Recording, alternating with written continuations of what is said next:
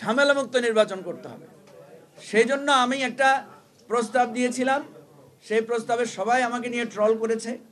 আমি বলছি মারামারি গন্ডগোল দূর করার, এই পুলিশ দিয়ে নির্বাচন করা একটা সম্ভব যদি বিএনপি জামাত একজোট হয়ে ইলেকশন করে। ওনারা একজোট হয়ে ইলেকশন করবেন, আর আমরা বাকিরা যারা আছি তারা হয়তো আমরা একটা জোট নিয়ে ইলেকশন করব। মারামারি গন্ডগোল আমার বেশি আশঙ্কা বিএনপি জামাতেই হইতে পারে।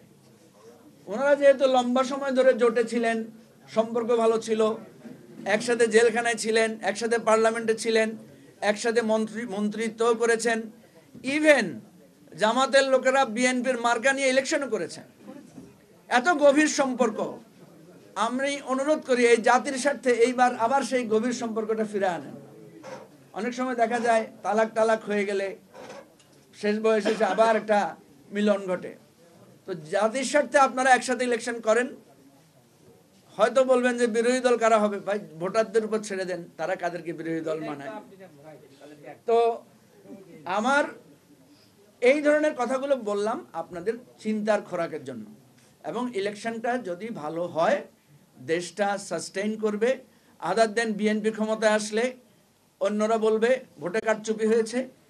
আবার অন্যদের যদি কেউ আশা করতেছে এখন যে তারা অনেক ক্ষমতায় চলে আসবে, তারা ক্ষমতায় আসলে আমি আরো বিপর্যয় দেখি।